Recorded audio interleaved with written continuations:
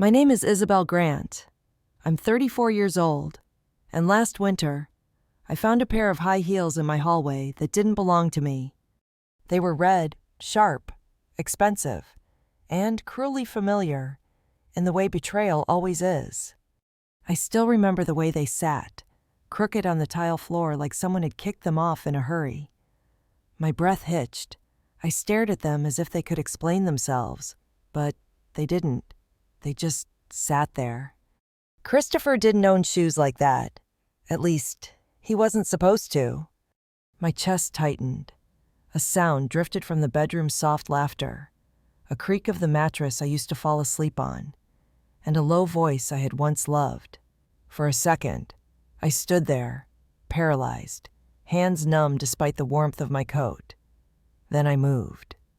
I opened the door, and there she was, red hair fanned across my pillow, lips parted in surprise. Christopher looked up, eyes wide, not with guilt, but annoyance. Like I had interrupted something he was entitled to. I didn't scream. I didn't cry. I just turned around and walked out. I grabbed my coat and slammed the door so hard the frame cracked. My fingers were shaking, but my steps were steady. I didn't even realize I had left my purse behind until I reached the street and the cold air slapped me in the face. It was snowing, tiny crystals slicing across my cheeks, the kind of cold that makes your teeth ache. But even that was better than what I had just seen. I walked, no destination, just away from the apartment, away from the bed I had picked out with him, away from the life I had spent 8 years building. We built nothing. He used me to build his image, and then he replaced me with a red heel and a crooked laugh. I stumbled into a small cafe at the corner, warm light spilling onto the sidewalk like some kind of mercy. My body shook uncontrollably. I reached for my purse out of habit, but of course, it was still on the kitchen counter, along with my dignity. The barista, a girl who looked barely 20, took one look at me and said quietly, "Coffee's on the house."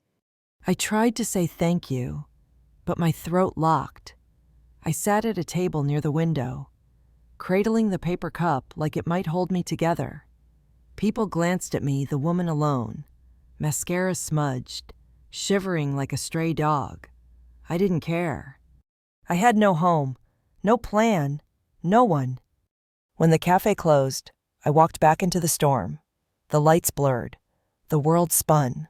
My feet moved on autopilot until I found myself outside the only place I'd ever felt capable, the publishing office where I had spent the last decade of my life. I still had my key. The building was dark, save for the glow of a distant street lamp pouring in through the tall glass windows. My heels clicked across the marble lobby, echoing like an accusation. Everything felt hollow, familiar, but wrong, like coming back to a house after someone else has lived in it. "Who's there?" a voice called. I froze. "It's me, Isabel." Mike, the night security guard, stepped out of his booth, squinting over his glasses. "Miss Grant, Jesus, you scared me. You all right?" His voice was gruff, but kind. He'd worked here as long as I had. Always left a pot of tea on during deadline nights. Always acted like someone's quiet grandfather. I gave a smile I didn't feel. I need somewhere to stay tonight. I'll sleep in my office. He frowned, eyes flicking to my wind-burned cheeks. "You look like hell, sweetheart. Wait here. I'll make some chamomile." I nodded, and for the first time in hours, something inside me cracked open, not from pain, from relief. In my office, I curled up in the chair I'd fought to earn. The plaque still read Editor-in-Chief. That title used to mean something. Now, I wasn't even sure it belonged to me. Mike brought the tea. "Whatever's going on," he said gently, "you'll feel better in the morning." I knew better. There wasn't going to be a better morning. Not with the way Christopher looked at me. Not with his voice in my head, sneering, "You're nothing without me." That was the part that stung most.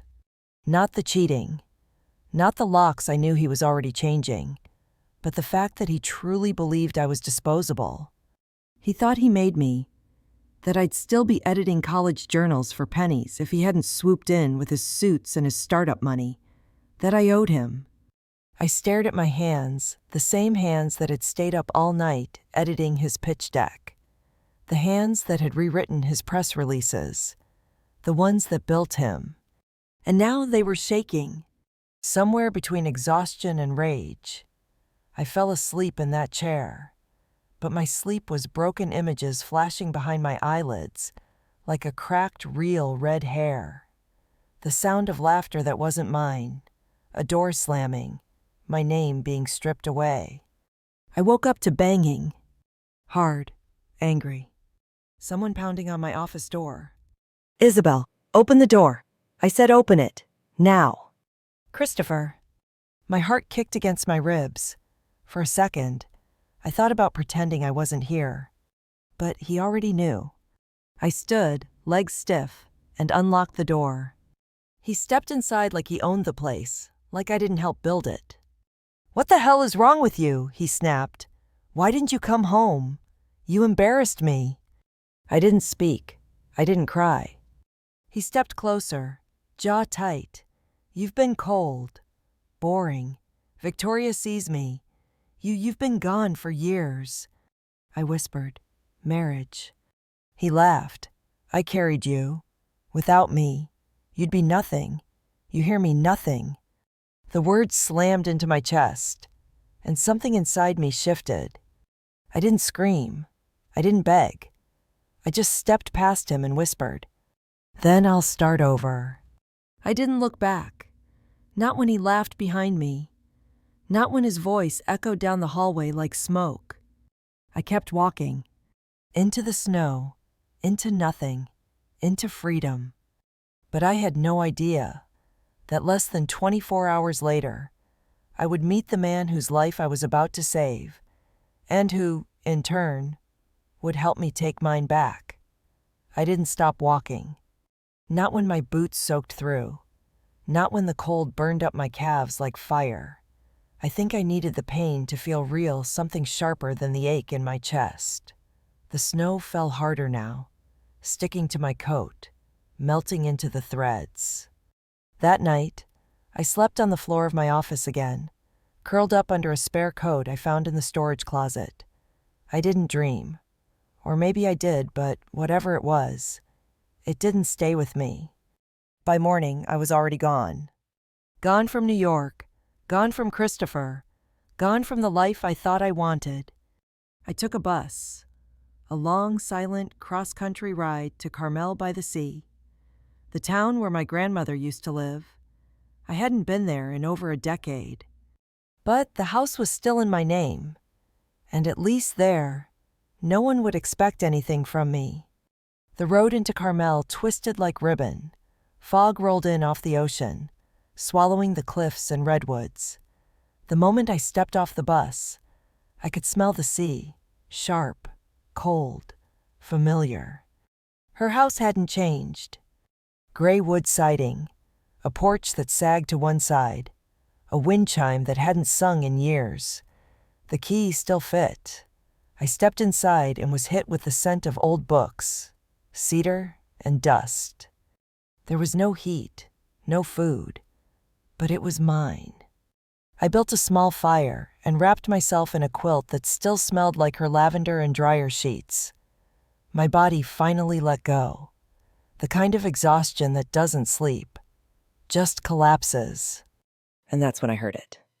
A groan, low, muffled, coming from outside. I froze. The wind screamed through the cracks in the window panes. I crept toward the porch, heart pounding, and looked out. Someone was lying in the snow, half buried near the path to the beach, arms sprawled, face pale. I bolted. The snow was up to my knees. I ran, slipping, barely able to breathe. And when I got closer, I gasped. "Sasha." He looked up, dazed. "Izzy." "Sasha Morris." My childhood friend. My neighbor. The boy who used to sneak apples off our tree and swear he'd pay me back one day. But this version of him was skeletal, shivering, eyes red with something more than cold. Jesus, Sasha, what happened to you? I dropped to my knees, tried to lift him. You'll freeze out here. No one cares, he muttered. Too heavy. Life's too heavy. My throat tightened, because I knew that feeling, because I had just lived it.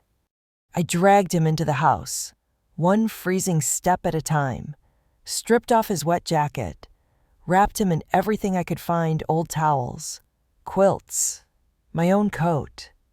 His lips were blue, his skin like paper. The fire crackled weakly in the background. I boiled what little water I had and made tea that probably expired 5 years ago, poured it into a mug and pressed it to his hands. He looked at me like he was waking up from something darker than sleep. Why'd you bother? I didn't answer right away, just sat beside him and whispered, because someone has to. The silence between us settled into something soft. Sasha eventually dozed off, wrapped like a burrito on the floor. I sat near the fire, watching the flames flicker, rubbing my hands together. That's when I noticed the tingling, my fingers, numb, burning, then nothing. I looked down. They were white at the tips, blotchy. My hands, the ones that used to type 10,000 words a day, were swollen and unsteady. I tried to ignore it, tried to convince myself it was just exhaustion. But by nightfall, I could barely move. The fever came on like a wave, slow, relentless. My skin burned. My joints ached. The room tilted. I remember falling. I remember the smell of smoke and salt. Then nothing. Darkness. And then light. Soft, yellow, warm. I blinked. The ceiling was blurry. There was a hum somewhere, something electronic, a quiet beeping. You're awake. The voice was deep, calm. I turned my head and saw him. A man sitting in the corner, phone in hand, coat draped over a chair. He stood up as I struggled to sit. Take it easy, he said, voice gentler now. You scared me. I blinked again. My mouth was dry. How are you here? He smiled faintly. You told me not to drive my car. And then it came back. The moment on the sidewalk, the heat when his hand brushed mine, the image, the fire, his scream. Wait, it didn't start. He nodded. Turns out the engine had a critical wiring fault.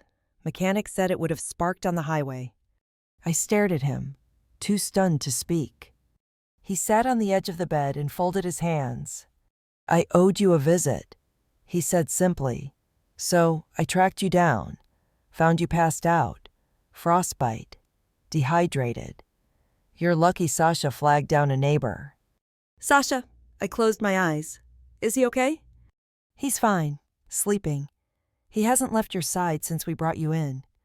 The tears came fast, not from pain, not from fear, but because someone stayed. Alexander handed me a tissue, and for a moment, neither of us spoke.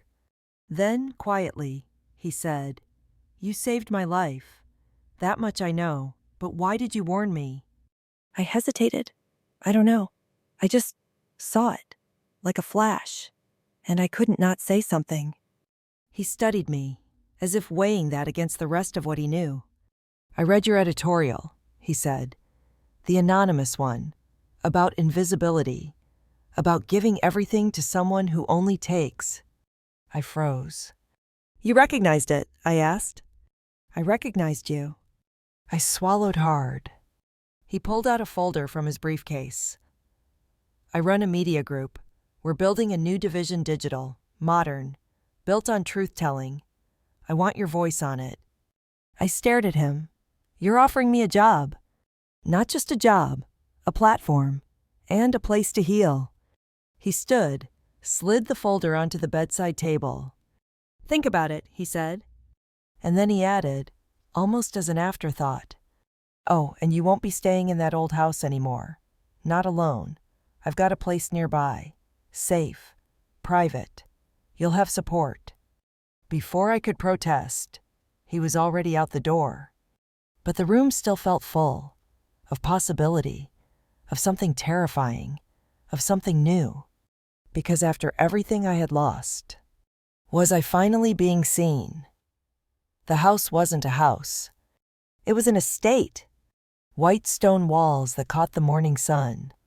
Glass panels so wide you could see the ocean roll in from almost every room. Every step I took inside echoed off marble floors. The art on the walls looked like something you'd find in a museum, not a home. But somehow, it didn't feel cold. It felt intentional, peaceful. Alexander walked a step ahead of me, not speaking much, just letting the silence settle between us like an old friend. He stopped at the end of a long hallway and opened a door. "This wing is yours," he said. The suite was bigger than the apartment I'd shared with Christopher. It had its own fireplace, a library wall, and a balcony that opened straight out onto the cliffside. I walked to the glass doors and stared out at the Pacific crashing, endless, unforgiving, and free. "This is too much," I whispered. He shook his head. "It's temporary, until you decide what's next." I nodded slowly, not because I believed it, but because I wanted to. That evening, I wandered down the hallway toward the kitchen, following the scent of something warm and comforting. I expected to see Alexander, maybe a staff member. What I didn't expect was her. Victoria.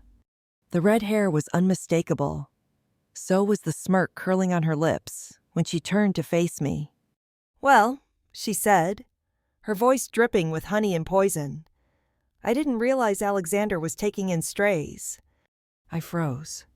Her eyes raked over me, my bandaged fingers, my too thin frame, the way my shoulders curled slightly like I was trying to disappear. I straightened instinctively. "Victoria," I said, keeping my voice even. Alexander walked in just then, holding 2 mugs of tea. He paused mid-step, glancing between us.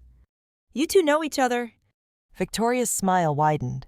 "Oh, we know each other very well, don't we, Isabel?" She emphasized my name like it was a punchline. Or should I say, Mrs. Blake? Though I hear you're not quite Mrs. Blake anymore. I said nothing, just met her eyes. Alexander's brows furrowed. "Victoria, can I have a word, in private?" She turned, all silk and smirk, and followed him out of the room, but not before tossing me a glance sharp as glass. My hands trembled, not from fear, from memory. I clutched the edge of the counter until the wave passed. When Alexander returned, he stood in the doorway for a long moment, studying me. "You don't have to tell me," he said, "but I'd like to know what that was about." I turned away from the window. My voice was steady, even as my heart pounded. "She was the woman I found in bed with my husband." Silence. Thick, heavy. He didn't flinch, just nodded once. A muscle in his jaw ticked.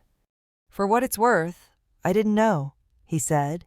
"If I had—" He didn't finish the sentence. He didn't need to.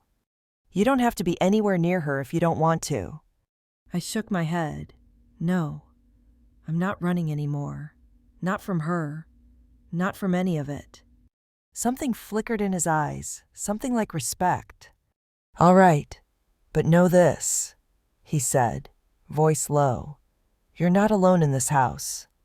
Not anymore." That night, I sat by the fireplace in my suite, holding the one thing I had kept through everything, my grandmother's necklace. A simple gold chain with a small silver pendant. I had almost left it behind in New York. Now I held it like it was a lifeline. It smelled faintly of her, of stories, of safety. I slipped it around my neck and made a quiet promise to myself. I wasn't going to be erased again. In the days that followed, I threw myself into the project. Alexander had given me a complete overhaul of the editorial wing of Shaw Media's digital division. It felt good to use my brain again, to create, to lead. My hands still ached under the bandages, but I adapted, dictating notes, organizing outlines, delegating with precision. Alexander checked in often, sometimes to ask about deadlines, sometimes just to see if I'd eaten. His presence was never overbearing, just steady. Victoria, on the other hand, was a storm disguised as still water. She was everywhere, lingering near the kitchen when I walked in, sliding in comments that sounded polite until you heard the edge underneath. "Must be nice living here for free," she said once, swirling her wine glass as she leaned against the marble island. "Though I suppose some women know how to make themselves useful." I didn't bite. The old me might have snapped, might have listed every disgusting detail I remembered from that night, might have reminded her that the only thing she'd ever built was a reputation made of glass. But I stayed silent, because silence was a weapon, too.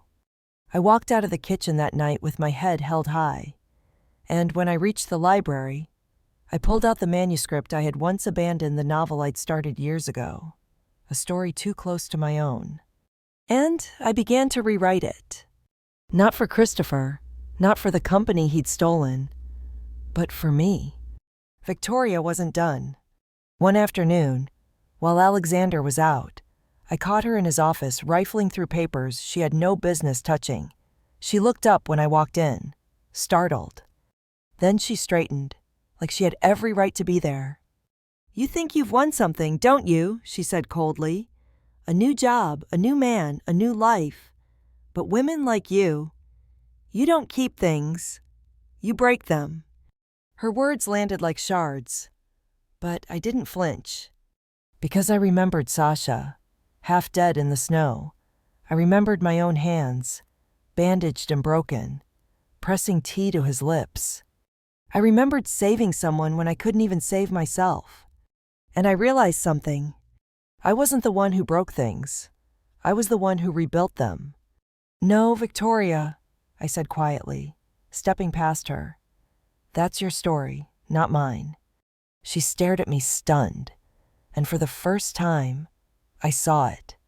Fear. She was unraveling. That night, Alexander returned to find me quiet, curled up on the balcony with a mug of tea. He sat beside me. "What happened?" he asked. I glanced at him. Victoria tried to rattle me. "Did it work?" I smiled faintly. "No, not anymore." He looked out at the ocean, then back at me. "You're stronger than you think." For the first time in weeks, I believed him. The thing about betrayal is it lingers. You can bury it under routine, under emails and task lists, under meetings where people smile and nod, but it waits. It festers. And when the right moment comes, it rises. Victoria crossed that moment on a Tuesday. It started with something small, an internal email thread I wasn't meant to see. The subject line was vague Q4 campaign expenses, reclass request. It had been accidentally forwarded to my inbox by a junior staffer. I almost deleted it. But something made me click. The email chain was long enough to get boring, until I saw her name. Victoria Lane, approving a budget shift on a media spend that didn't exist. Signatures that looked traced. Dates that didn't line up. A project code I knew had been shelved last year. A chill ran down my spine. My fingers paused over the trackpad. I knew this game. I had cleaned up these kinds of adjustments before when I was still with Christopher. Only back then, I was the fixer, not the finder. But now I had nothing to lose. I spent the next 3 hours combing through internal files. I cross-referenced invoices. I built a timeline. And by nightfall, I had a folder, neatly labeled, tightly zipped. I didn't go to Alexander. Not yet. Because I knew Victoria. She didn't make careless mistakes unless she felt invincible. And invincible people are easy to trap. So I laid one. I asked the finance team very sweetly if they could provide me with the latest access log for project codes attached to my division. The report came the next morning. Guess who had accessed the archived shell account? Guess who'd used Alexander's login credentials? It wasn't just fraud. It was manipulation. It was entitlement, dressed in perfume and red lipstick. That night, I sat alone on the balcony. The waves below crashed into the cliffs like a warning. In my lap was the velvet pouch I hadn't touched in weeks. My grandmother's necklace. I held it to my chest, not because I needed comfort, because I needed a reminder. This wasn't revenge. This was reclamation. For every woman who was told she wasn't enough, for every employee erased behind the spotlight, for every version of myself I had to bury just to survive someone else's ego. I opened my laptop, and I wrote a new editorial, this time under my name. The headline was simple: How the Powerful Steal and the Invisible Pay the Price. No names, no company, just truth. I scheduled it for publication on Shaw Media's internal blog. Friday, 10:00 a.m. At breakfast the next morning, Victoria glided into the kitchen, all pearls and forced charm. "Big day today, isn't it?" she said, sipping her coffee. "Alexander's flying in the investors. Better not spill anything." She looked at my hands, still healing, then smirked. "Or drop anything." I smiled back. "You might want to check your inbox around 10. She blinked. "Excuse me?" "Just a hunch." At 10:04 I heard it. Her heels, storming across the marble like gunshots. She burst into my office, waving her phone. "What the hell is this?" "Honesty," I said calmly. "You're insane." "No." I stood, closing the folder I had just finished printing. "I'm done." She hissed. "Alexander will fire you the second he sees this. You'll be out on the street. Again." I walked up to her, handed her the folder. She opened it, flipped the pages. Her face turned a shade of pale I hadn't seen since that night in my bedroom. "Where did you get this?" "I was never the fool you thought I was," I said. "I just pretended long enough to see who you really were." Victoria backed away, eyes darting. "You think this makes you look good? You think you're better than me?" "No," I said, stepping closer. "I know I'm different from you, and that's enough." Alexander's voice echoed from the hallway. "Isabel." Victoria turned. He stood there. In his hand was a copy of the editorial, printed, read, and folded once, like something kept. His eyes moved to the folder in her hand. "I assume you've seen the numbers." She opened her mouth. He raised one hand. "Don't." She closed it. "I trusted you," he said quietly. "You used my name, forged my access, and you did it under my roof. It was for the company." She tried. He shook his head. "No, it was for you, for your pride, your control." He stepped forward, then placed a single envelope on the desk. "This is your severance package. Take it, or I make this public." Her voice cracked. "You'd believe her over me." "She didn't need me to believe her," he said calmly. "She had evidence." Victoria's face twisted, but she took the envelope with shaking hands. As she walked out, she turned to me. "This isn't over." I looked her dead in the eye. "For you, it just might be." She left. The house felt bigger. Alexander stood by the window, watching the sea for a long time. "You okay?" he asked. I nodded. "Not quite, but getting there?" He turned, something unreadable in his gaze. "You know this will have ripple effects," he said. "I'm ready." He handed me the folder. "So what now?" "I keep going," I said. "I built something real." We stood in silence for a while. Then he added, "You were right about her, and you were right to stay." And for the first time since New York, I realized I had stayed not because I was stuck, but because I had chosen to. The day after Victoria left, the house felt different. Lighter, like someone had opened a window that had been sealed shut for years. I could breathe again. But peace doesn't last long when you've lived through a storm, and mine wasn't done yet.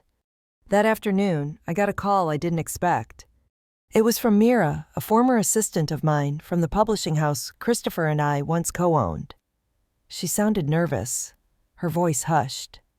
"Isabel," she said, "have you seen the news?" I hadn't.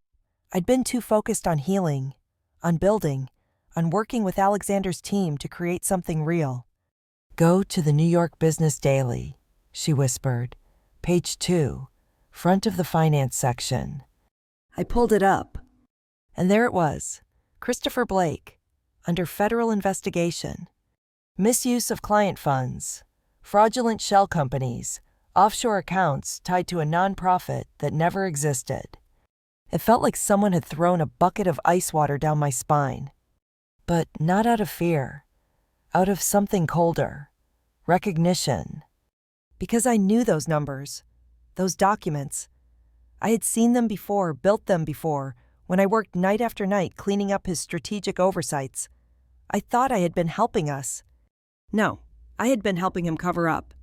My stomach turned, and for the first time, I saw it clearly. I had been complicit.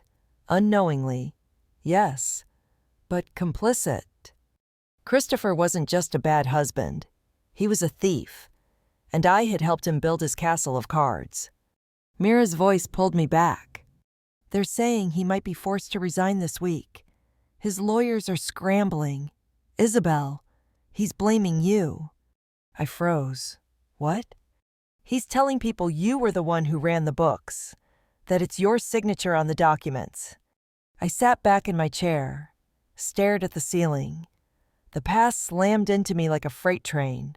All the nights he told me, "Just sign this. It's just a reclassification. You're better at this than I am." I should have known. But when you love someone, you don't imagine they're planning to bury you. I hung up the phone and walked straight to Alexander's office. He was at his desk, going over campaign metrics. He looked up, concern flashing in his eyes the second he saw my face. "What happened?" I dropped the article on his desk. He read the headline. His jaw clenched. "He's dragging you into this," I said, "and I'm not going to let him." He leaned back, folding his arms. "What do you want to do?" I met his eyes. "I want to tell the truth. My version, all of it." He paused, then nodded. "Okay, then we do this carefully." Within 24 hours, we had a plan. Alexander arranged for a quiet interview with a respected investigative journalist, someone who had been covering publishing scandals for years. She flew out to California.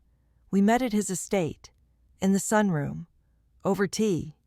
I brought documents, emails, time-stamped edits, voice memos. I had more than I realized, because for years, I had kept everything, not out of suspicion, but because deep down, I always felt like I had to prove myself even in my own marriage. The interview took hours. I told her everything, from the start of our partnership, to how I slowly disappeared behind his name, to the night I walked in and saw Victoria in my bed, to the morning he told me I was nothing. I didn't cry, not once. When it ended, the journalist sat back, eyes wide. He underestimated the wrong woman. 3 days later, the article went live. She built his empire. Then he tried to blame her when it crumbled. It spread faster than I expected. Writers shared it. Editors. Women in business. Finance. Tech. People I didn't even know reached out emails. Comments. DMs. "Thank you for telling the story we've all lived. You said what I've never had the words for. This gave me courage." I didn't expect the article to do more than clear my name, but it did. It gave me back my voice. The morning after it ran, I sat on the balcony with Alexander, 2 mugs of tea between us. Mine steamed in the sharp sea air. I thought this would feel like revenge, I said quietly, but it doesn't. He looked at me. Because it's not. I nodded. It's truth, and truth doesn't need permission. He smiled. You know, he said, when you first came here, I thought you were strong, but I didn't realize how dangerous that kind of strength can be when it's been underestimated. I laughed. You're making me sound like a Bond villain. He chuckled. More like a Bond heroine. The next week, I submitted my manuscript.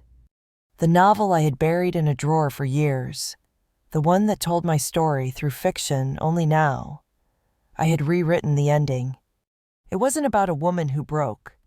It was about a woman who refused to stay broken. Alexander read it in a night. He handed it back the next morning with only one word. Publish! That night, as I stood in the hallway heading to bed, I passed the framed editorial I had written months ago, the one that launched it all. How the powerful steal and the invisible pay the price. It wasn't just an article. It was a turning point, a flag in the ground. And for the first time, I felt something new rise in my chest. Pride. Not in what I had survived, but in what I had chosen to do with the aftermath. It had been 3 weeks since the article dropped, 2 since Victoria vanished into silence. 1 since I submitted my final manuscript for publishing. And for the first time, and maybe ever, my mornings didn't start with dread. I'd wake early, not because of anxiety, but because the ocean light pulled me out of sleep gently. I'd wrap myself in a shawl, take my tea to the balcony, and just breathe. I was still healing, still flinching when I heard sharp heels on marble, still checking my inbox, half expecting chaos. But slowly, I was becoming someone new. And that's exactly when the phone rang. Unknown number, New York area code. I almost let it go to voicemail, but something made me answer. There was a pause, then a voice I hadn't heard since the day he told me I was nothing. Isabel. Christopher. The sound of his name alone made my throat close. I said nothing. I know you don't want to hear from me, he started. His voice was different, not smug, not cruel, just tired, frayed. But I need 5 minutes, please. Against my better judgment, I sat down. You have one, I said flatly. He exhaled. They're building a case. The SEC, DOJ, everyone's after me. And you know why? Because of you. You humiliated me. There it was, the mask slipping back into place. I told the truth, I said coldly. You humiliated yourself. You had no right. I had every right. I built that company. I built you. All I did was stop protecting you. The silence on the other end stretched. Then he said something I didn't expect. They're looking into the signatures, the ones you filed, the ones you didn't understand. I froze. I never blamed you officially, he continued, but they might. They're desperate to tie loose ends. My jaw tightened. So what? You want me to fall with you? No, I want you to protect yourself. That caught me off guard. Why now? I asked. Why warn me? Another long pause. Then, because I was wrong, about everything. It didn't sound like manipulation. It sounded like surrender. I was angry and scared, and when you left, I realized I'd never actually built anything. Not really. I just stole shine from people who had it. My eyes stung. Because it was the closest thing to an apology I'd ever get. I hope they don't charge you, he added quietly. But if they do, I'll tell the truth. And just like that, the line went dead. I sat there, phone pressed to my chest, unable to move. because even now, I couldn't tell what that call truly meant. A trap, a warning, a gift. But it didn't matter, because I had already protected myself. That afternoon, Alexander brought me a letter, a real one, not an email, not a message, thick cream envelope, elegant handwriting. It was from the board of Shaw Media. They had reviewed my work, my editorial oversight, my leadership over the new imprint, and they had one request. They wanted me to take over the entire creative division. Me, the woman who once slept under a desk with nothing but a coat and a cup of tea. You earned this, Alexander said. I blinked. They're giving me a whole division. He smiled. They're asking you to lead it. My hands shook, just a little. I looked down at my fingers, the ones that had once been too frostbitten to hold a pen, and I nodded. I'll do it, I said. That evening, Sasha dropped by. He had cleaned up sober now, clearer-eyed, carrying a duffel bag and a small flower pot. Something for your office, he said, handing it to me. The plant was small, a little crooked, but alive. It's not much, he said. I shook my head. It's perfect. He paused, then added, I read your novel. My breath caught. It hit hard, he said, especially that scene where she chooses to stay, to build, not burn. It reminded me of you. I smiled. That scene was me. I figured. We stood there a moment, quiet. Then he said, You saved me, Iz. And I don't just mean that night in the snow. You reminded me that broken doesn't mean done. His words wrapped around something deep in me. Thank you, I said softly. Later that night, I returned to my suite, set the flower pot on the windowsill, lit a candle, slipped off my shoes. I reached into my drawer and pulled out the necklace. Grandma's. I'd worn it through the worst, clutched it like a talisman. It had reminded me of who I was and who I came from. Now, for the first time, I took it off, not to forget, but because I didn't need the reminder anymore. I was no longer surviving. I was living. I set the necklace inside a velvet box, tucked it into the drawer gently, smiled. Then came a knock. It was Alexander. Sorry, he said, holding up 2 mugs. Didn't want the day to end without one of these. I took mine, fingers brushing his. We walked to the balcony.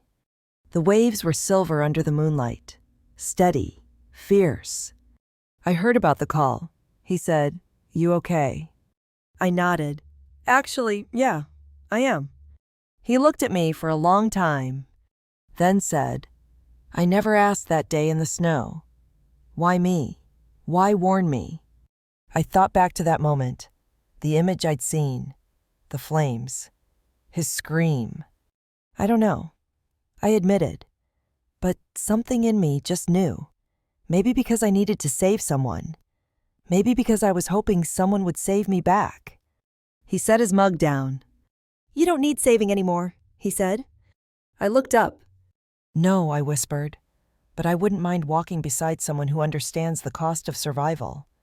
His hand found mine, warm, solid, no promises, just presence. And for the first time in my life, I didn't feel like I had to shrink to be loved. I just had to be. The knock came just after sunrise. I'd been awake already, old habit.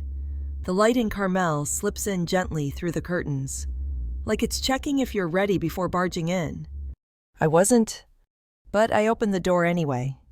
Standing there was a woman in her early 50s, sharp suit, no makeup, eyes like glass. Are you Isabel Grant? She asked, holding up a badge. FBI. I nodded. I'm Agent Laura Kendrick. May I come in? I stepped aside. My heart thudded, once loud and low. She walked into the living room, glanced around, then turned to me. This isn't about you being in trouble. In fact, you're not under investigation at all. We just Need your help. I exhaled, slow. What kind of help? She sat on the edge of the couch, pulled out a file from her bag, set it down carefully between us. Inside images. Christopher, but not in a suit, not in a courtroom. In a conference room, with men I didn't recognize, men whose faces were blurred in one photo, circled in another.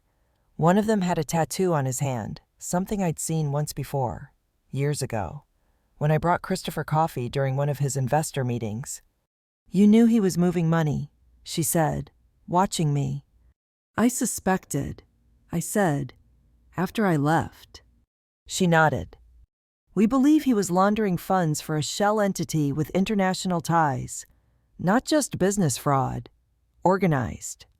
That word hit like a cold slap. I know he's not innocent, I said, but We're not asking you to believe it, she said calmly. We're asking if you'd be willing to help verify timelines, documents, patterns. You built that company. You know the inner structure better than anyone. I sat back, rubbed my temple. What happens if I say no? Nothing, she said, except the wrong people might rewrite your story, again. She didn't say it with threat. She said it with understanding. I looked down at the file, at the life I had once been pulled into, silent, smiling, complicit. And I remembered Mira, and Sasha, and my own reflection in the cafe window that night, a ghost of a woman who didn't know how she'd gotten so lost. I nodded. I'll help, but on one condition. Her brow lifted. You don't just take him down, I said. You make sure no one else disappears behind him. She held my gaze. Deal. For the next 2 weeks, I worked with her team, quietly, remotely. I combed through archived emails, found files buried in cloud folders Christopher didn't think I'd remember, reconstructed a timeline with enough detail to sink his entire financial empire. One night, after a full day of reviewing old invoices, I found myself alone in the estate's library. The windows reflected the firelight. My laptop cast a soft glow over stacks of printed drafts. And I realized I wasn't scared. I had walked into hell and come out with clean hands. The trial date was set. Christopher pled guilty to multiple counts: financial misrepresentation, tax evasion, conspiracy. I wasn't called to testify. They had enough. But I watched the proceedings from a private room. No cameras, no press. Just me and the truth. When the verdict was read, I didn't cry. I didn't cheer. I simply whispered to myself, it's done. But it wasn't. Because healing doesn't end when the enemy falls. It ends when you can look at your reflection and not see the wreckage anymore. A month later, Shaw Media held a launch event for the new imprint, the one I'd been leading. It was held on the estate lawn, beneath warm string lights and salt-kissed wind. Authors from across the country came to celebrate. And then, as the sky turned lavender, Alexander stood beside me, glass in hand. They want you to speak, he said. I blinked. Me. He smiled. You earned this. I took a deep breath and stepped up to the mic. My hands didn't shake. Tonight, I began. We celebrate new voices, bold voices, voices that have been ignored, erased, underestimated. I looked out over the crowd. But I also want to say something personal. A few years ago, I thought I was done. I thought my worth depended on who stood beside me, on how much shine I could lend someone else. I paused. I was wrong. Worth isn't something they give you. It's something you claim in the dark, when no one claps, and no one's watching. The audience was silent. And if you've ever felt like you had to disappear so someone else could stand taller, I want you to know, you don't. You never did. Applause rose, slow at first, then rising like a tide. As I stepped down, Alexander took my hand. No words, just warmth. Later that night, We stood on the balcony where so much of this journey had unfolded. "You know what scares me now?" I said softly. "What?" "That I might be happy. That maybe I can let my guard down and it won't all fall apart." He nodded. "Happiness isn't absence of fear. It's trusting yourself to rebuild if things break again." I turned to him. "And if they don't?" He smiled. "Then maybe we finally get to just live." I reached for the flower pot Sasha had given me months ago. It had grown taller, leafier, stronger. "Like me?" I carried it to my new office the next morning, set it near the window, and as I opened my laptop, a final email popped up from an unknown address. Subject: "You were right. I was wrong. I'm glad you made it." It was unsigned, but I didn't need a name. I closed the message and began writing the next chapter, not just of my story, but for all the voices we were finally letting speak. Because this time, I wasn't writing to survive. I was writing to lead. If you've ever been made to feel small, let this be your reminder. You don't have to wait for permission. You don't have to wait for them to see your worth. You get to rise, on your own terms, and when you do, bring others with you. Like, comment, subscribe if this story spoke to you. Tag someone who needs to hear it. Because sometimes, the most powerful revenge is becoming exactly who they told you you'd never be. Story 2. My name is Vera Rivers. I'm 36 years old, and 3 days after undergoing liver surgery, I stood by the window of my hospital room 37 floors up and watched my husband kiss my sister like I never existed. Not a quick peck, not a goodbye kiss between in-laws. It was slow, intimate, familiar. My fingers dug into the cold metal window frame as the morphine faded from my veins. Each breath sent a bolt of pain across my surgical staples. But it was nothing compared to the explosion cracking open inside my chest. Down below, in the hospital cafeteria, my husband Ethan leaned across a small table and touched his lips to my sister Melody's. Her hand rested gently on his cheek, her head tilted just enough for their bodies to align like two people who'd done this more times than they'd ever admit. I couldn't hear a word from that height, but I didn't need to. Because what I saw broke something in me I didn't even know could break. Let me back up. Just 3 days earlier, Ethan was sitting beside me in pre-op, gripping my hand so tightly I could barely feel my fingers. "You're going to be okay," he whispered. "I'll be right here when you wake up." And he was, or at least, I thought he was. Melody had flown in from Portland, her voice full of concern over the phone. "Of course I'll come help," she said. "You're my big sister. Nothing matters more." Except, it turns out, something did matter more. Like secretly sleeping with my husband while I lay unconscious with a drain tube in my side. From the window, I watched as Ethan reached for Melody's palm and traced slow circles into it with his thumb, the exact way he used to calm me down during panic attacks.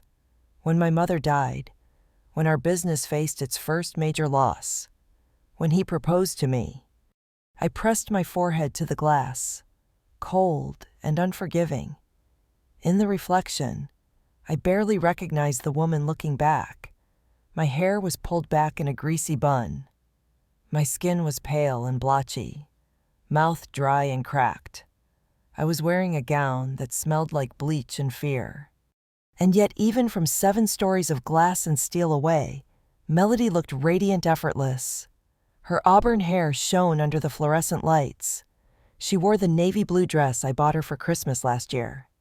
That irony stung worse than the incision in my abdomen. Their hands stayed connected. Her laugh floated upward like I could hear it through the wind. That same laugh she'd used to charm every room since we were kids. That same laugh that once accidentally stole my high school boyfriend a misunderstanding. She had called it. But this wasn't a misunderstanding. This was betrayal in broad daylight. A knock pulled me from my spiral. "Mrs. Rivers." It It's time for your medication. Nurse Patricia entered with a paper cup of pills and a kind smile.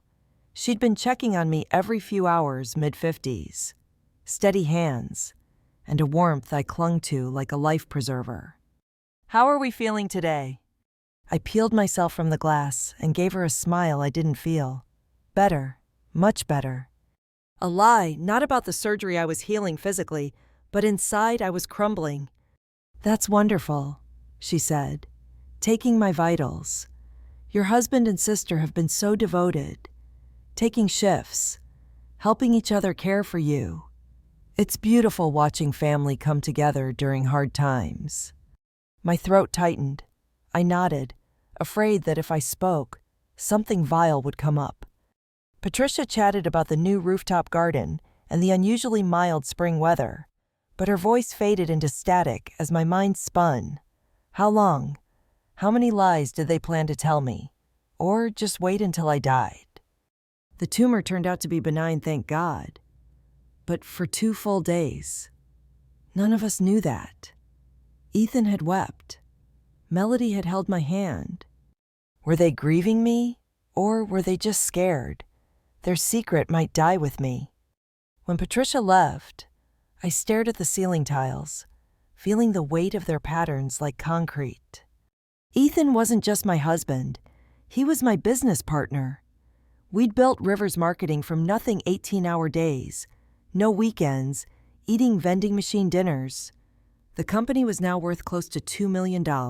And Melody wasn't just my sister. She was the maid of honor at our wedding. The person I called when I got my biopsy results. She helped me pick the shade of lipstick I wore when Ethan proposed. She was my best friend. My phone buzzed. A text from Ethan. Getting coffee with Melody. Be back soon. Love you.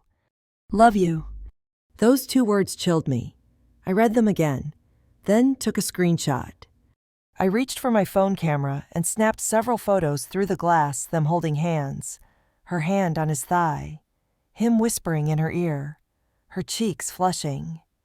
They were so careless, so sure I was drugged and dozing 37 floors above, so sure I was still the woman who believed in them. But I wasn't that woman anymore. Hours passed. They returned separately. Melody came in first, her cheeks pink from either guilt or the cold. Hey, sweetheart, she smiled. How are you feeling? She took my hand, the same one that had been wrapped around my husband's 20 minutes earlier. Tired, I said, voice hoarse. Where were you? Just stretching my legs. This place is stuffy. She squeezed my fingers. Ethan's making some work calls. Another lie. I'd seen his phone, it was all personal. Ethan appeared moments later with 2 coffees, handing one to Melody. Their fingers brushed. That contact, brief but electric, felt louder than a scream. Hey, beautiful, he said, kissing my forehead. You look better today. I feel better, I replied, eyes scanning his face. His green eyes met mine, unwavering. Patricia said I might be discharged tomorrow. That's great, he said. Melody offered to stay another week to help. Melody nodded. If that's okay. I know how independent you are. Independent, as if I wasn't trapped in a body that couldn't even climb stairs. I smiled through gritted teeth. That would be wonderful. I don't know what I'd do without the both of you. They exchanged a quick glance, a flicker of something between nerves and arrogance. But I saw it now. I saw everything. The rest of the day blurred into small talk. Magazines I didn't read. Updates about Ethan's marketing campaign. Melody's latest design pitch. Laughter that bounced off the walls like lies and surround sound. I smiled. I nodded. But inside, I was tracing every step, rewinding every conversation, watching every twitch. Ethan, on our last anniversary, constantly checking his phone, was that work stress? Or texting Melody? Was that business trip to Chicago the same time Melody had her spontaneous weekend getaway? How deep did this go? And worse, what were they planning next? Because I wasn't just going to sit there and recover. I was going to document everything, and then I was going to burn their plans to the ground. By the time they wheeled me out of the hospital, I wasn't just recovering from surgery. I was quietly unraveling every lie that had kept my life stitched together. Ethan pushed my wheelchair toward the car, chatting about follow-up appointments like nothing had changed. Melody walked a step ahead, purse swinging, cheerful as ever, like she hadn't been caught caressing my husband's thigh in a hospital cafeteria 2 days earlier. We reached our black SUV. Ethan opened the passenger door, helped me in gently, his hands warm against my waist.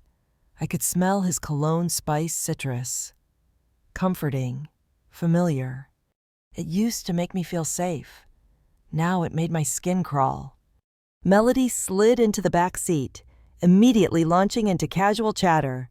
So I found this adorable bakery around the corner. We should totally stop by later. Vera, you'd love their lemon bars. I bit down the urge to laugh. Lemon bars. They were acting like this was just another Tuesday, like they weren't building a future together behind my back. I stayed quiet, staring out the window. Every tree, billboard, and highway sign blurred as we drove. But in my mind, everything was sharpening, becoming clear. I wasn't going home to rest. I was going home to prepare for war. The house looked exactly the same. A craftsman-style home in a quiet Seattle suburb, white picket fence, lavender bushes I'd planted the first spring we moved in.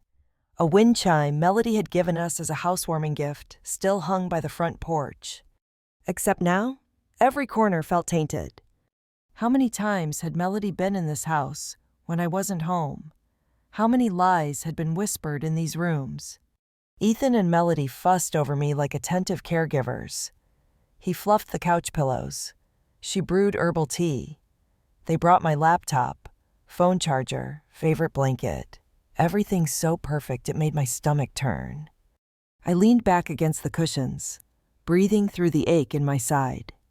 "Do you need anything else?" Ethan asked. "No, I think I'm okay." Melody touched my shoulder. "I'm just going to unpack in the guest room." "Okay. Call me if you need help." They disappeared down the hallway, Ethan to his office, Melody to her suitcase, and I was finally alone. That's when I got to work. First, I opened my laptop and documented every strange moment I could remember over the past year. That conference Ethan and Melody both happened to attend last spring. The weekend I came home early from a client meeting and found Melody in the kitchen, barefoot, wearing Ethan's t-shirt. The time Ethan rushed out of the house at midnight, claiming an emergency pitch meeting. One by one, I typed each incident into a private Google Doc. Then I attached the photos I'd taken through the hospital window, zoomed in, time-stamped, and screenshots of the text Ethan sent me, getting coffee with Melody. "Love you." That wasn't love. That was cover. Then came the harder part. I installed spyware on our shared desktop computer, the same kind Ethan used for all his email, both business and personal. It was designed for parents monitoring teens. But it would work just fine for a cheating husband. Keystrokes, screenshots, browser activity, all recorded. Next, I retrieved a small, unused voice recorder I had bought months ago for business meetings. I placed it carefully on the bookshelf in the living room, voice-activated, hidden behind a row of family photo albums. It would record up to 8 hours at a time. I was exhausted by the time I finished, physically trembling. My incision burned, my head was spinning. But even through the haze, I felt sharper than I had in months. For the first time in a long time, I wasn't reacting. I was controlling. The next few days blurred into a sickly rhythm of fake naps and real spying. I'd pretend to fall asleep in the armchair while Melody and Ethan made dinner, whispering in the kitchen. I'd listen, still and silent, as their laughter echoed off the walls I paid for. I caught snippets. "Does she suspect?" Melody asked one afternoon. "She's still on pain meds. She's not thinking clearly." The gall of it. They were so confident I wouldn't catch on, that I was still the weak, trusting wife, grateful for their help, blind to betrayal. But I was listening. I was recording.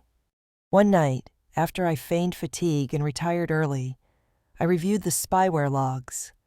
They had been using a messaging app with disappearing texts, Signal, I think? But the software caught enough screenshots to paint a very clear picture. They'd been having an affair for over a year. It started at that conference. Melody had booked a room in the same hotel to surprise me. She said at the time.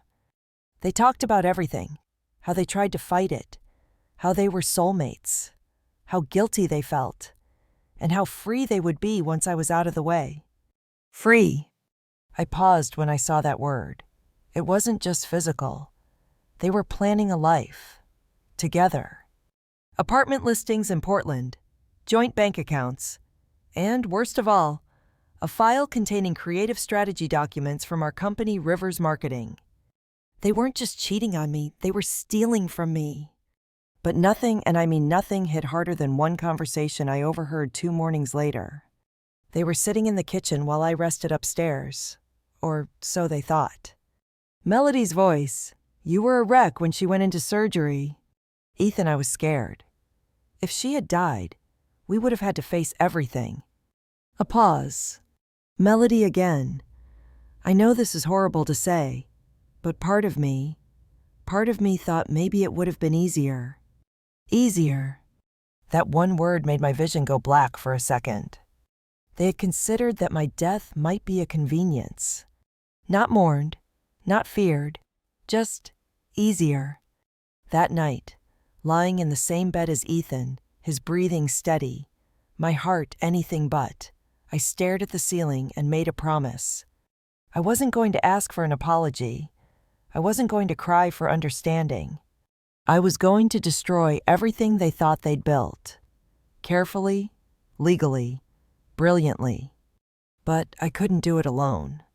So the next morning, while Ethan and Melody were out grocery shopping, probably using the time for something else, I dialed a number I hadn't used in over a year. Benjamin Walsh, my lawyer, the man who helped me build every legal foundation of Rivers Marketing.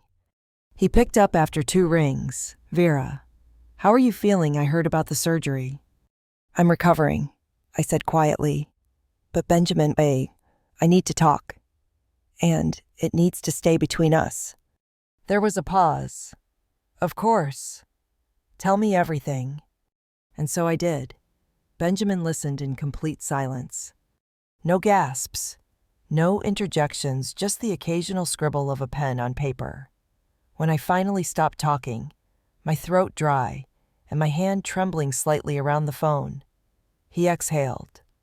Well, he said, that's extensive. I need options, I said flatly, for the business, for the marriage, for everything. And I need to protect myself before they make any more moves. He didn't hesitate. You're in a community property state, which means, technically, everything gets split 50-50 unless we can prove adultery, misuse of marital or business assets, or intent to deceive. I closed my eyes. I have evidence. Photos, screenshots, audio recordings. Their plans to open a competing consultancy using our proprietary strategy documents. He paused again. If that's true, and if it can be verified, that's not just breach of trust. Vera, that's theft. And if they're leveraging your intellectual property, it's a civil and potentially criminal matter. I nodded slowly, even though he couldn't see me. Good. Do you want to file for divorce immediately? No, I said. Not yet. I want them to believe they're safe, that I'm still that woman who trusts them. I need time to prepare everything, quietly. There was another pause. Then you'll need to move fast and keep this airtight, because if they catch on, they might start hiding assets, deleting communications, moving money. Then help me stay one step ahead. Always. After I hung up, I stared at the living room wall, specifically at the framed wedding photo hanging just above the fireplace. Ethan in his navy blue suit, smiling like he'd just won the lottery. Me in a lace dress, veil lifted, frozen in a moment of false hope. It felt like a joke now, like watching someone else's life through glass. I got up slowly, painfully, and took it down. The frame was heavier than I remembered, the glass cold to the touch. I didn't throw it. I didn't smash it. I just turned it around, set it face down on the console table, silent, final. That act alone felt like a funeral, and funerals deserve flowers. So I clipped 3 dried roses from the vase nearby and laid them in front of the upside-down photo, one for each year Melody and Ethan had been pretending, one for every lie I'd believed. The next week was a performance. I played the part of the recovering wife. I asked Ethan about work. I thanked Melody for her help. I smiled during dinner and praised the bland chicken soup she reheated.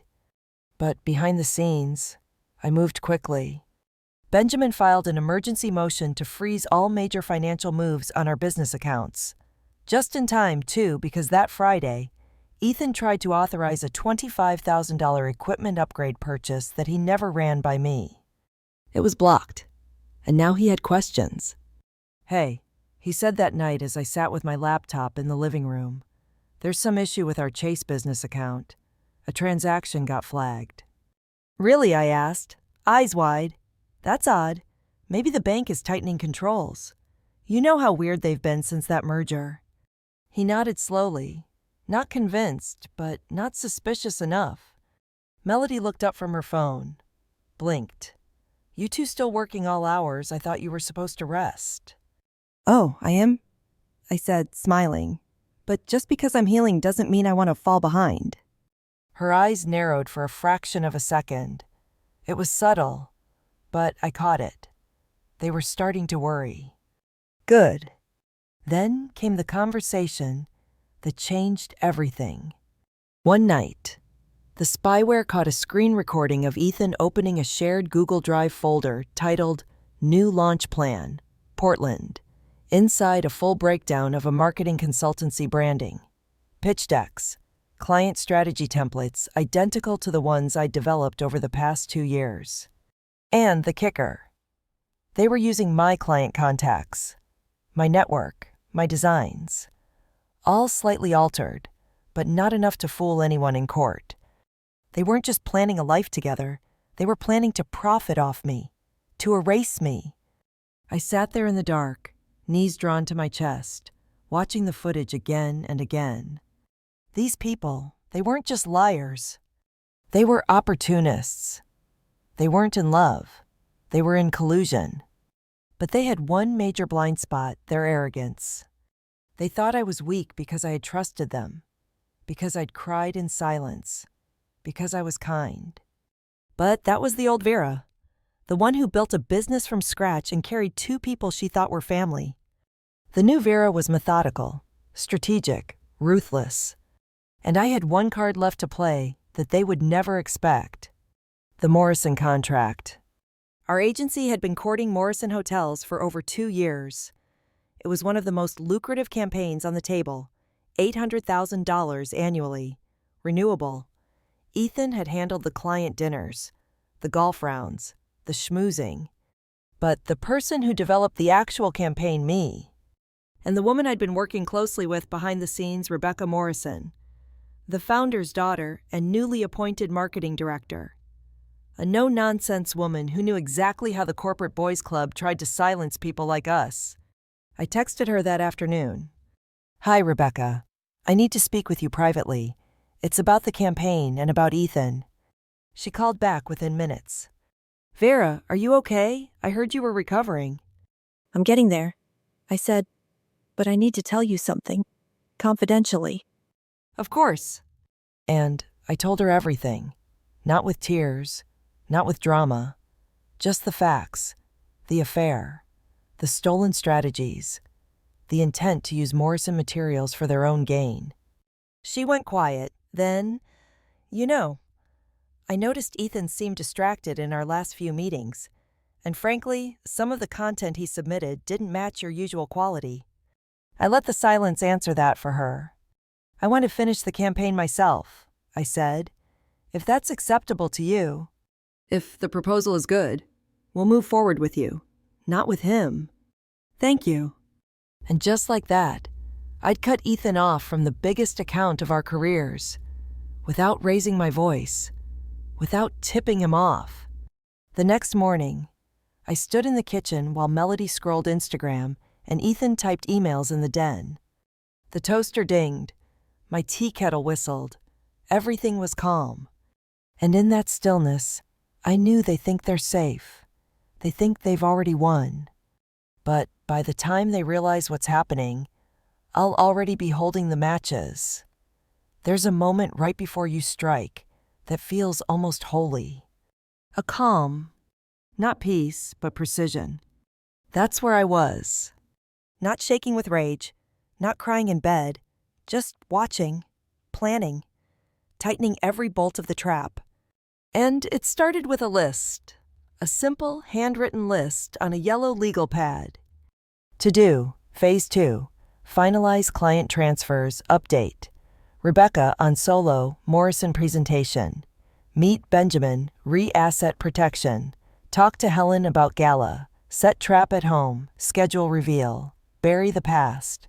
Literally. That last one wasn't a metaphor. I'll explain. 2 days before the charity gala, I took a ride to the old storage unit I hadn't visited in years. I told Ethan I was going for a change of scenery, and he offered to drive me. I declined. Just need some alone time, I said with a smile. Doctor said a short walk would be good. The truth, I needed to retrieve a box labeled My SC. College years. Inside was a first-gen camcorder, a few old business notebooks, and a hardcover journal I hadn't touched since the year I met Ethan.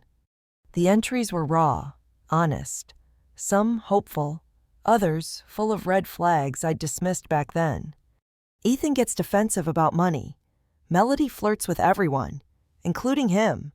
I'm probably just being paranoid. He says he wants to build something with me, but I feel like I'm the only one actually building. I sat on the concrete floor of that cold storage unit and read until my hands went numb. Then I took the journal, zipped it into a fireproof bag, and tucked it into the back seat. One day, I'd hand that book to my future self, someone who might need a reminder of where she came from. But first, I had one last public ritual to attend. The annual Future Forward Gala was the most photographed, most gossiped about nonprofit event in our city. Business leaders, minor celebrities, city council members all packed into one glittering ballroom, all pretending to care more about scholarships than status. Ethan had attended every year, and this time, he planned to represent me since I was still recovering. Melody was going too, as his date, only publicly. She was there as my stand-in. I wasn't supposed to be seen, but I was going to be heard. Which is why, 2 nights before the gala, I called Helen Karp, the chair of the event committee, and a woman I once helped dodge a public PR disaster. Vera, are you well enough to attend? She asked. We've missed you at the pre-events. I won't be there, I said.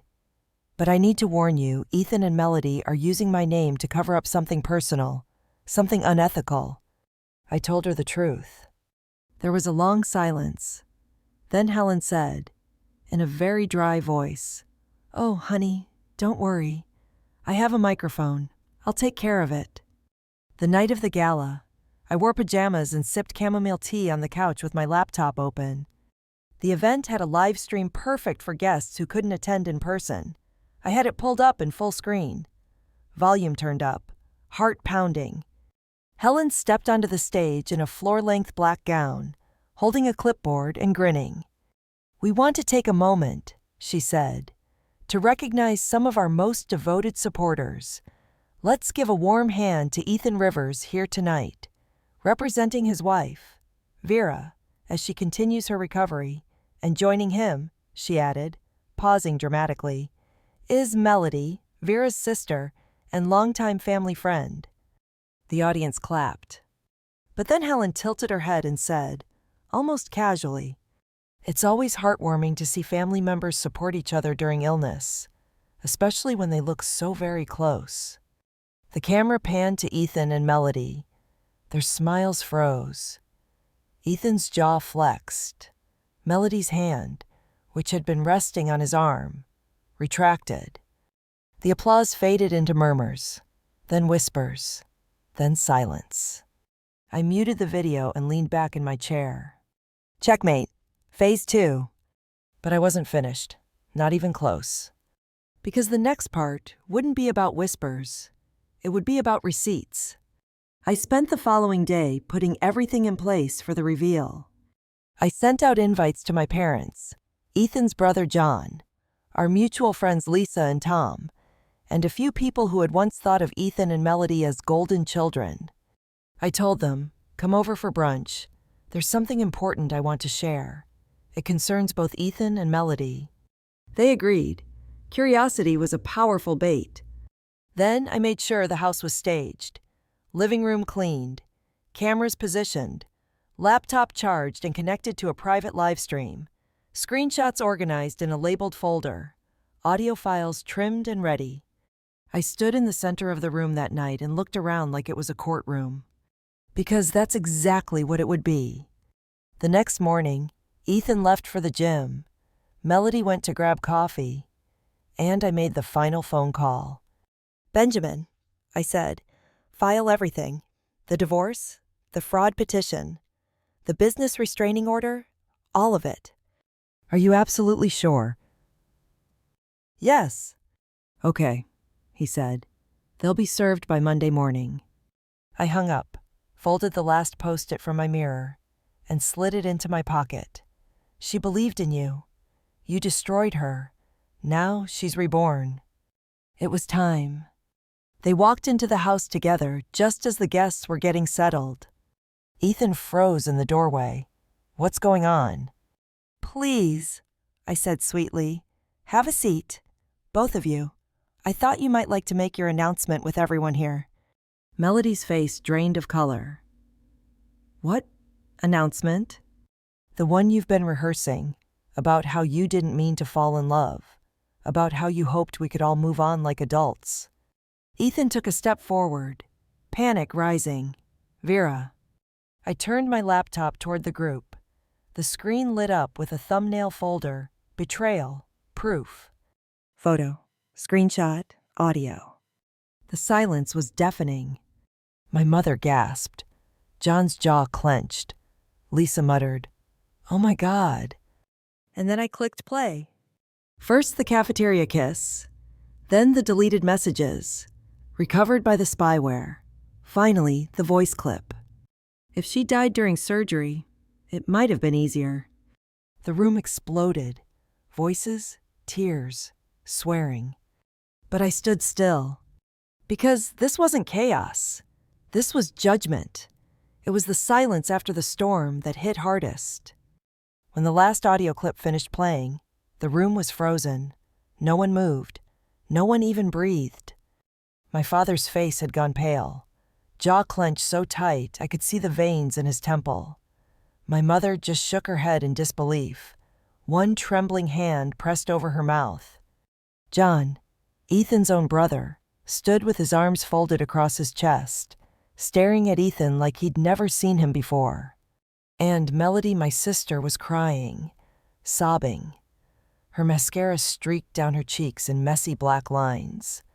Her body curled inward like she was trying to disappear. I didn't mean for this to happen, she stammered. We didn't plan it like this. I cut her off with a raised hand. No, don't insult us with that. Ethan opened his mouth, but I held up my phone and hit the speaker button. You'll find divorce papers waiting for you in your office Monday morning, I said calmly. I've already filed. He blinked. You? What? I'm keeping the house, I continued. 80% of the business assets, most of our shared accounts. And my lawyer has all the documentation of your adultery and your misuse of company funds. That's not legal, he spat. You can't do that. Oh, but I can, I replied, and I have. You see, Ethan, we live in a country where evidence matters, especially when you're dumb enough to leave a digital trail. Melody looked up, her voice a broken whisper. Vera, I'm your sister. You were my sister, I said evenly. Now you're just unemployed. She blinked. What? Catherine Walsh sends her regards, I added, turning my laptop to show the email. I sent her evidence that you were using company time and resources to coordinate an affair with a married business owner who also happens to be your boss's client. Her hand flew to her mouth. She fired me. Effective immediately. The reactions were a mix of horror and fury. Lisa gasped. You're not serious. I'm dead serious, I said. What they did didn't just hurt me emotionally. It hurt my business, my reputation, my name. John took a step forward, eyes locked on his brother. You used company money for dates. Ethan didn't answer. My father finally spoke. I can't even look at you two. He turned to Melody, his voice shaking.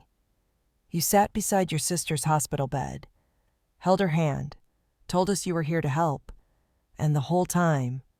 He couldn't finish. My mother gently pulled him away toward the hallway, tears streaming down her face.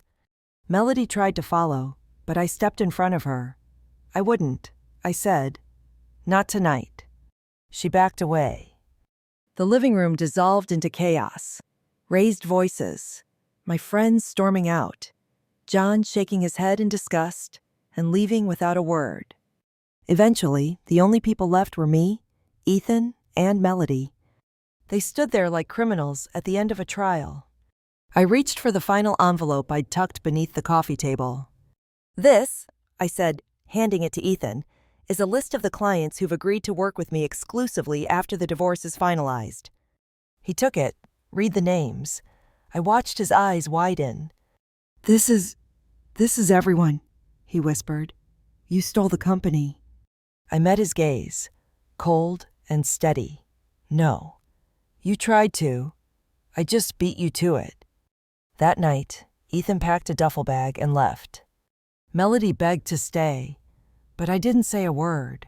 I just closed the guest room door behind her. The lock clicked like a gavel. The next morning, my parents came back to pick her up. They didn't say much. My mother refused to make eye contact. Melody stood on the porch with her suitcase, her voice hoarse. Vera, is there anything left of us? I didn't answer. I just held out a small white envelope. Inside was a photo of the three of us, me, Ethan, and Melody at our engagement party. All smiles, all lies. On the back, I had written one line, "You killed this, not me." She left in tears. But I wasn't done. Not yet. I had one final move left. Because Ethan and Melody hadn't just betrayed me emotionally, they had taken company materials, my creative property, and were planning to launch their own firm with it. So I called John. You said once that you had connections for background checks. I'm a private investigator, he said. It's literally my job. Good.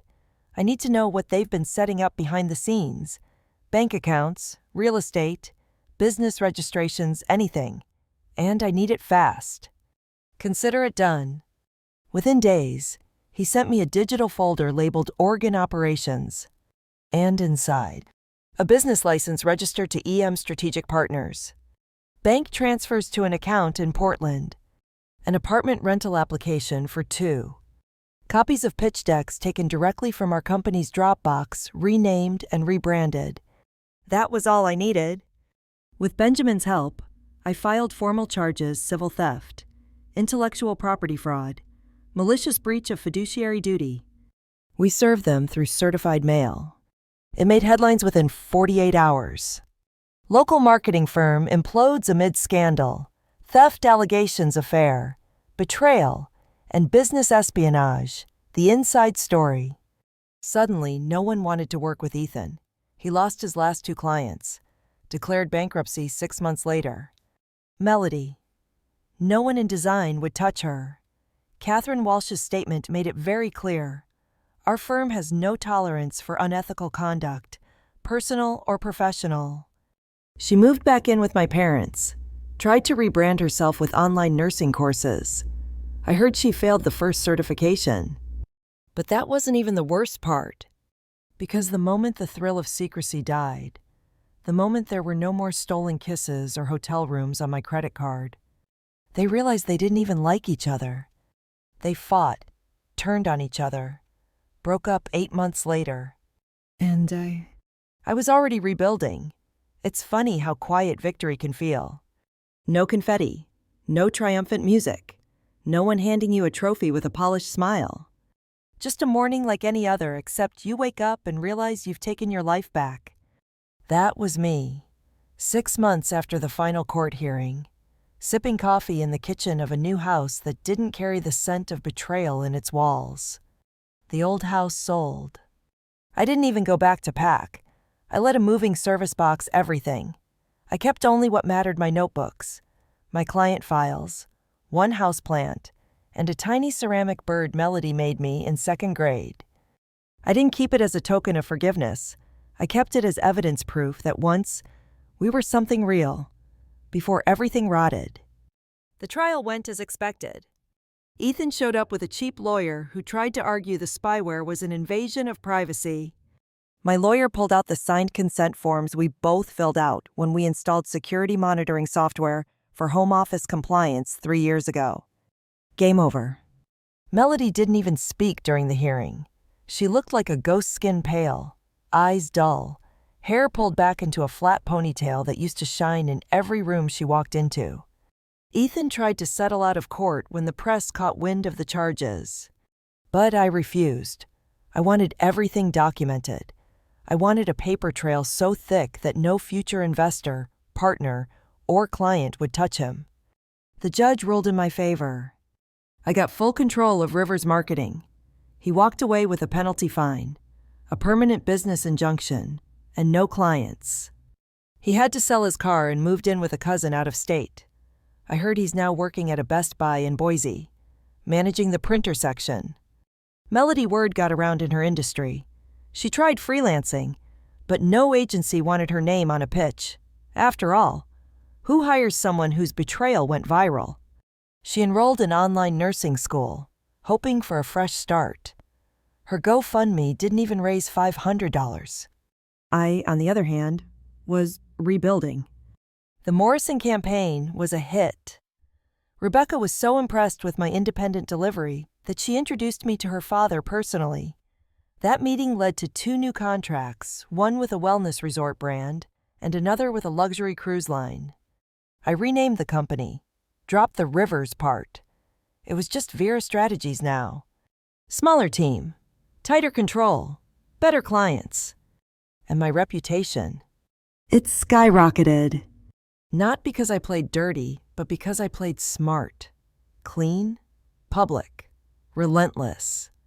People trusted me because I didn't hide the truth. They saw a woman who'd been betrayed, torn apart, and rebuilt herself better than before. Still, the scars were real. Every so often, I'd catch myself flinching when a male colleague glanced at his phone mid-conversation, or I'd get a random email from someone saying, "You're an inspiration, but don't you think you went too far?" Too far. Let me tell you something, they weren't there when I couldn't sleep for days, heart pounding at 2 a.m., wondering if the man in the bed beside me was hoping I'd never wake up. They weren't there when I smiled through painkillers while watching the people I loved plan a future without me. I didn't go too far. I went just far enough. One afternoon, I opened my desk drawer and found the old wedding photo I had turned face down that night in the living room. I hadn't burned it. Not out of sentimentality, but because I needed a reminder, a symbolic totem, the price of trust, the weight of naivety. I stared at it for a moment, then pulled it out of the frame. I took the frame and placed a new photo inside a candid shot of me and Rebecca, standing on a beach at a client retreat, barefoot in the sand, laughing mid-conversation. No poses, no lies. Just presence. The past had its place, but it wasn't allowed on my walls anymore. A week later, John dropped by with a manila envelope. Got one last gift for you, he said, setting it on the table. What's this? Digital forensics report. Took me a while, but I found the original draft of their business pitch, and you're not going to believe who helped them write it. I opened the file. Inside were emails, notes, a shared Google Doc between Ethan and a former client of ours, a man who'd been trying to poach our designs last year. They hadn't just planned to betray me, they were planning to leverage confidential client intel to get ahead, which meant they weren't just unethical, they were legally vulnerable again. I looked up at John. He shrugged. Want me to notify the client? No, I said slowly, closing the file. And then I smiled. Let them find out for themselves. Later that night, I sat alone in the garden of my new place, smaller than the old one. But it was mine. Every flower, every stone, every inch chosen by me. The wind was cool. The moon was full. I felt still. And then I saw it. A single yellow post-it stuck to the edge of my monitor, half forgotten from weeks ago. I'd scribbled it after one of my sessions with Dr. Maxwell, the therapist Benjamin recommended. It said, "You survived. Now decide how you'll live."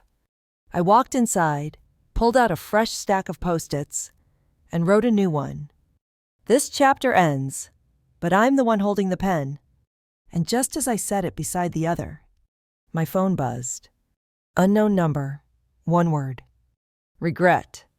I stared at the screen, heart suddenly cold, because I knew exactly who it was. That single word, regret, glowed on my phone screen like an accusation. I'd thought the storm was over, that after justice was served, I could finally exhale. But here it was again, tugging at my gut. The envelope containing the forensics report sat beside me on the kitchen island, half opened.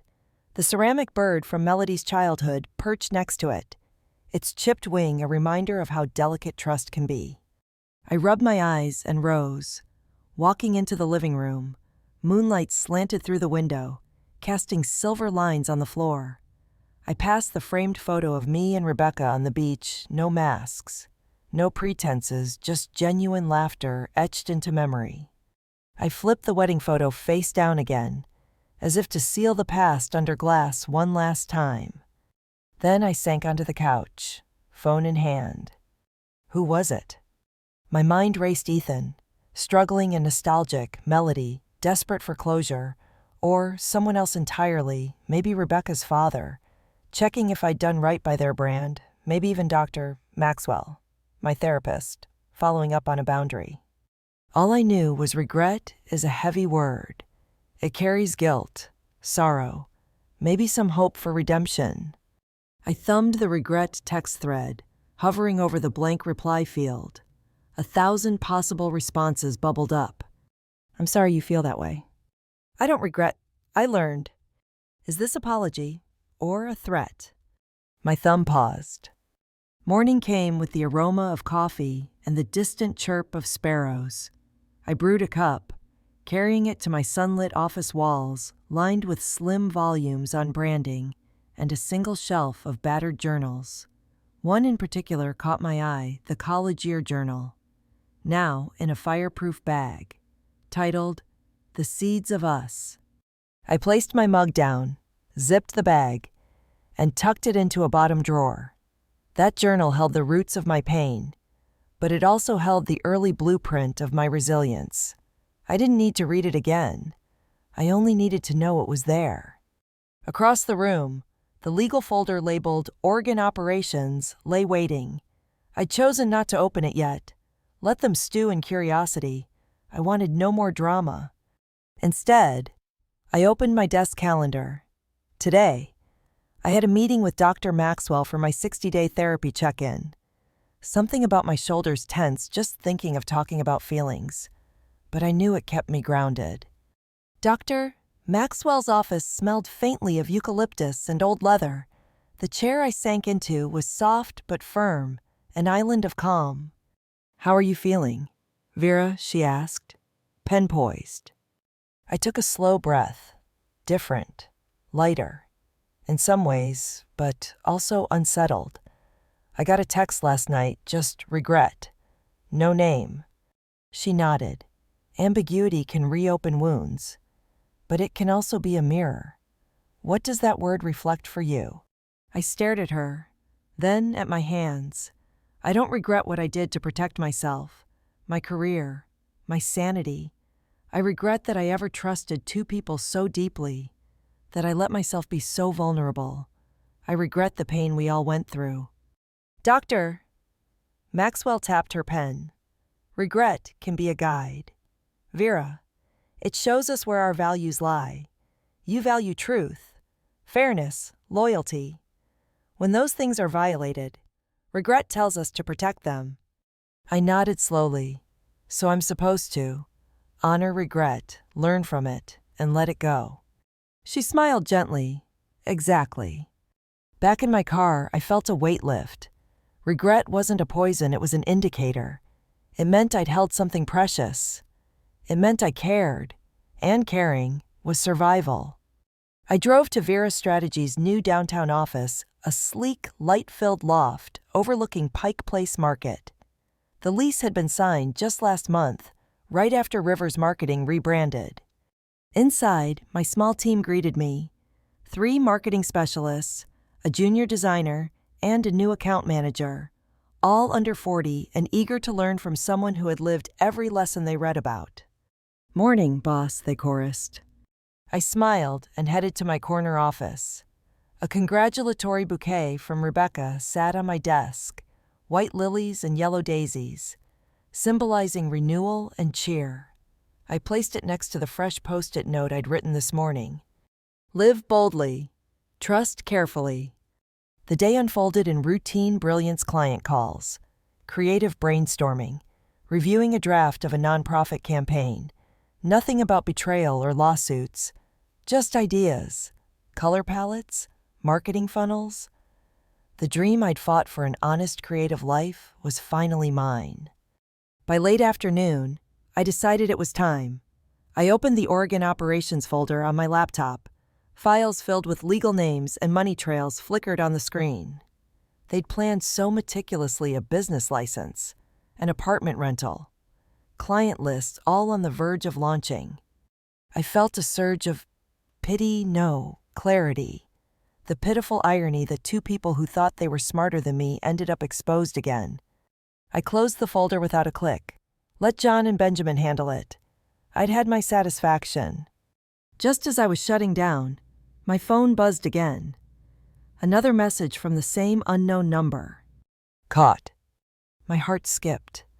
A shiver ran down my spine, and for a fleeting second, I wondered, are they threatening me? Then I laughed, nervous at first, but it turned into a steady, warm chuckle. Of course I'd caught them. Of course they were raging in their own regrets. And now, here was their admission. That evening, I sat on my balcony with a glass of red wine farther from home, and joy than I'd been in years. The city lights gleamed on Elliott Bay. A Ferris wheel blinked in the distance, like a carousel of possibility. I weighted the 2 texts on my phone, then typed a single word in reply. Welcome. I set the phone down. The cool breeze brushed my face. I closed my eyes and took a deep breath, feeling the salt-touched air, the pulse of the city, and the quiet power of owning my story. Because in the end, the real revenge wasn't punishment. It was the freedom to write the next chapter on my terms. Have you ever faced a betrayal that changed your life? How did you rise from it? Share your story below. We're stronger when we heal together. If Vera's journey moved you, tap like and subscribe for more true life drama that proves justice can be fierce, fair, and empowering. Hit the bell to join our community and never miss an episode. Until next time, I'm Vera Rivers, rewritten, reborn, and ready for whatever comes next.